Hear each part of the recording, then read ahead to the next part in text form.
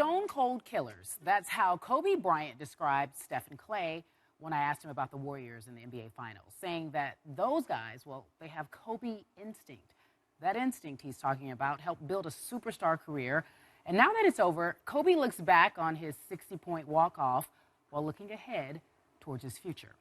Here's Kobe Bryant, presented by NBA 2K, Road to Esports Finals.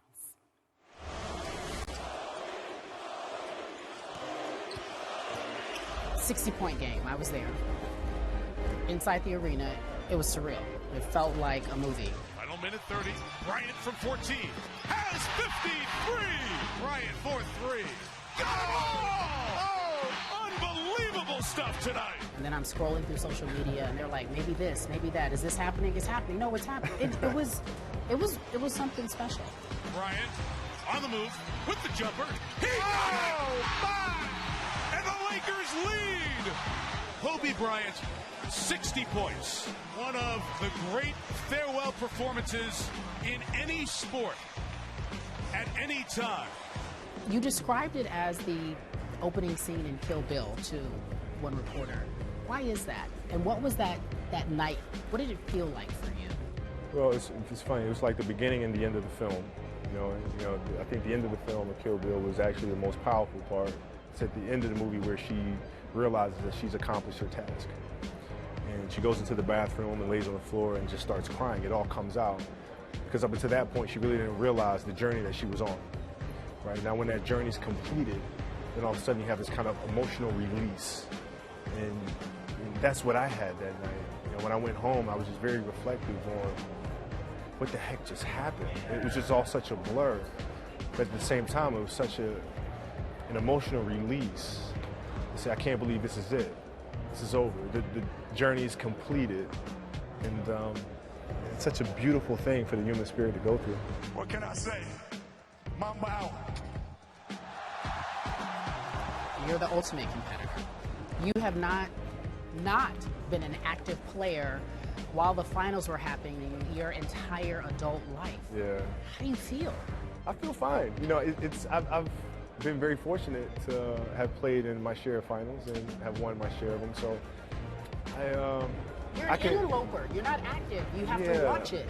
Is that fine? But no, it's pretty cool actually, because I can watch it from an entertainment perspective and not have to worry about training or preparing for the next season. I can just kind of watch and just enjoy it and, you know, root for everybody. The Thunder taking a commanding 3-1 lead over Golden State. You made news without making news. If making history was easy, why bother? An alleged text sent to one Draymond Green after Game 4. When I was coming up, I was very fortunate to have a lot of mentors who shared a lot of knowledge with me. And I try to pass it on to this generation of players. And I just felt like that was the right message to say. You know, it's not something where you're defeated, or it's a nice challenge to have. You sent it to Draymond. What other players are you in contact with? Well, I talked to quite a few of them. You know, Kyrie Irving. I spoke to Kyrie Irving several times. Russell Westbrook, Kevin Durant, Bryant. You know, a lot of the young guys. James Harden, for instance. I'm the old vet, so you know, when I was playing, they were like 5 years old. So. Cleveland Cavaliers taking on the Golden State Warriors. I look at the two leaders of those teams: Steph Curry, LeBron James. What are the differences between those two players? The way that they approach the game is completely different, and the systems that they operate in are very different as well. I mean, their styles of play are diametrically opposed to each other. I mean, it's pretty interesting to see the force that Cleveland plays with, the physicality, versus the fluidity of a Golden State. So it should be an interesting series. If you look at the players in the NBA today, who is the closest, or who would you say has a Kobe instinct about them? There's several of them, I think, out there right now that approach the game, extremely, extremely seriously. I get a kick out of watching Golden State play because, they seem very unassuming. Clay and Steph seem very calm and nice guys. And, those guys are stone cold killers, man. They don't care about what you think of them. They don't care about if they make a game-winning shot or miss it. They're out there to do their job. And, they have a very strong sense of killer instinct. It's interesting because I hear that people believe Russell Westbrook is the closest to Kobe Bryant. Yeah, he is ultra aggressive and plays with this emotional rage, you know, and that's exactly how I was. Exactly. He reminds you of yourself. Yeah, I mean, we play angry. We play angry, and it's you know, when I watch him play, you know, I see myself when I was 21, 22 years old. When you see him walking down the tunnel in his outfits, remind you of you at all? No, I mean, I've worn some crazy stuff, but not like, you know, I've worn like, you know, the long leather coat, you know, blade style, you know, at the White House. That was probably not the best call to make. So I've done some pretty crazy stuff from a fashion perspective, but I can't do the tight, like the real tight clothes. Headband? Yeah, that's not me. That's not me. Holes and jeans? I miss that generation. You know, Yeah. if I was coming up during this era, I don't know. I can't see. That ain't me. I don't see it either. Since we're here in fashion realm, anything that you wish you didn't do, looking back?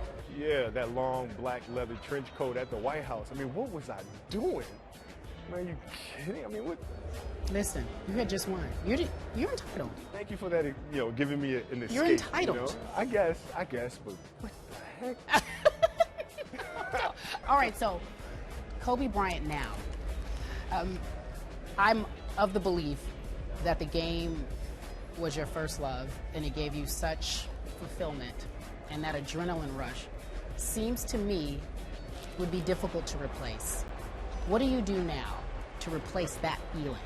Yeah, well, I mean, yeah, it was difficult to find something to replace it. I mean, it took me about 15 years to figure out what comes next. But once I figured it out, you know, I've had the same passion and the same obsession over it as I have for basketball, which is the art of storytelling, and figuring out how sports can inspire and inform the next generation. How can you raise a certain level of consciousness about the human spirit through sports? It's something I've become very obsessive over. So I found what that next passion is, and every morning I get up, I can't wait to get to work. The art of storytelling is your next passion. You told our Ramona Shelburne that Walt Disney did it the best in terms of animation and creation.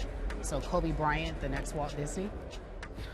Well, I don't know about that, but you know, I have muses. I think it's very important to have muses in your life, people that you really look up to and study and learn from, and you kind of use it as kind of a North Star for what you're trying to create. And so I certainly have those, you know, just as I had them in basketball with Michael and Magic and, you know, the others.